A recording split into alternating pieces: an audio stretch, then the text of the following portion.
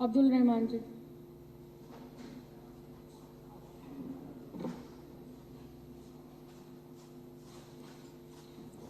धन्यवाद अध्यक्ष महोदय। अध्यक्ष महोदय, मैं एक कहानी सुनाना चाहता हूँ। समय का ध्यान रखें। हाँ, बस 5 से 6 मिनट में खत्म कर दूंगा अपनी बात। 5 ही मिनट है आपके पास। ठीक, विषय पर रहिए। जी, विषय पर ही सुनाना चाहता हूँ। एक यार चुप हो जाए। एक भारत देश से एक वफद किसी विदेश में गया। वहां विदेश के कुछ मंत्रीगण हमारे वफद को लेकर के और अपनी कुछ बनाई हुई सड़कें, कुछ बिल्डिंग्स, कुछ फ्लाईओवर्स दिखाने के लिए गए और कहा कि देखो हमने ये फ्लाईओवर बनाया है और इसकी लागत जो है वो 200 करोड़ रुपए आई है। उन्होंने कहा भाई इतना बड़ा फ्लाईओवर और सिर्फ 200 करोड़ में कैसे बना? उन्होंने कहा भाई आपके सामने है 98% उधर और 2% इधर। कभी बहुत बढ़िया बना। फिर वो ले गए कोई बहुत बड़ी सड़क दिखाने के लिए हाईवे पर। उन्होंने दिखाया कि भाई ये हमने रोड बनाया है। तो उन्होंने कहा भाई कैसे बना? उन्होंने कहा भाई हमने जो है ये 10 करोड़ रुपया पर किलोमीटर के हिसाब से बनाया है। उसने कहा इतना सस्ता कैसे बना दिया? उन्होंने कहा 100% उधार। ऐसे ही उन्होंने बहुत सारी चीजें दिखाई। कुछ दिन बाद वो वफद इंडिया आ गया। जब वो भारत सरकार के पास आ गया तो भारत सरकार के भी कुछ मंत्रीगण उन्हें घुमाने के लिए ले गए और ले जाने के बाद वो सबसे पहले द्वारका पहुंचे।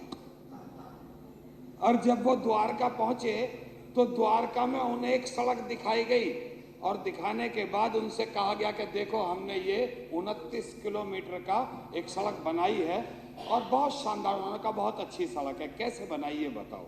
उन्होंने कहा 251 करोड़ रुपया प्रति किलोमीटर। उन्होंने कहा है कैसे बनी इतना पैसा? उन्होंने कहा 97% इधर, 93% इधर और 7% उधर। उन्होंने कहा फिर बन सकती है। जब 93% पॉकेट में होगा तो 7% तो ठीक है, फिर तो बन सकती है। इसी तरह से फिर वो ले गए साहब अपना हाईवे दिखाने के भारतमाला। एक हमने 75,000 किलोमीटर की सड़क बनाई है। उन्होंने कहा चलो भाई। ले जाने के बाद अब उन्होंने दिखाया कि, और मैं आपको बताता चलूं कि सिर्फ एक द्वारका एक्सप्रेस वे पर ही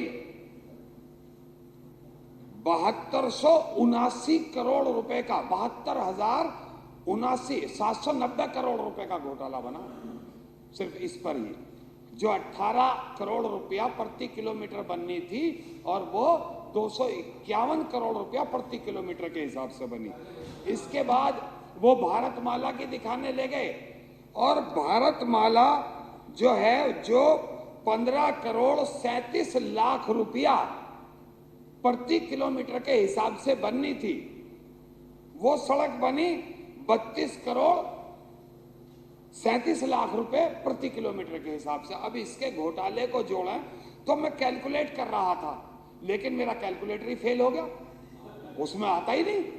अब मैंने बहुत दिमाग लगाया मैडम, अब इतना पैसा ना कभी सुना ना कभी देखा तो पता नहीं चला। बहरहाल उस वफद को जब बताया तो वो वफद बेहोश होकर गिर गया।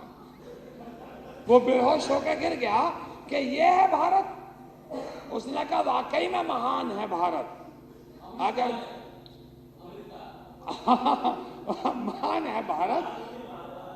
हाँ, और मैडम हद तो तब हुई कि जब आयुष्मान भारत में अभी मेरे कई सम्मानित साथियों ने बताया, लेकिन इसमें कमाल की बात यह थी कि 7.5 लाख लोगों का एक ही नंबर पर रजिस्ट्रेशन हुआ। 84-88 हजार लोगों का इलाज उनका हो गया जो मृत लोग थे।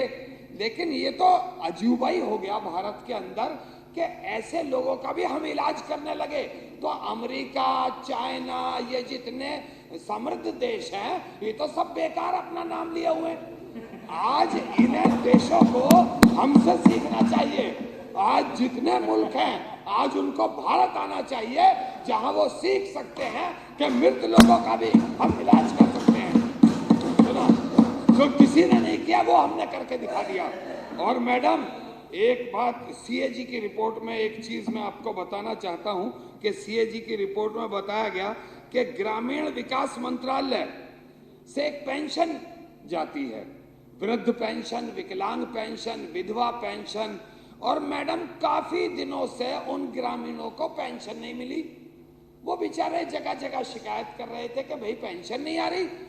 तो सीएजी की रिपोर्ट में बताया गया कि उनको वो पेंशन इसलिए नहीं आ रही थी कि ग्राम समृद्धि स्वच्छ भारत पखवाड़ा के होर्डिंग पोस्टरों पर वो पेंशन का पैसा भारत के प्रधानमंत्री ने वहां खर्च कर दिया।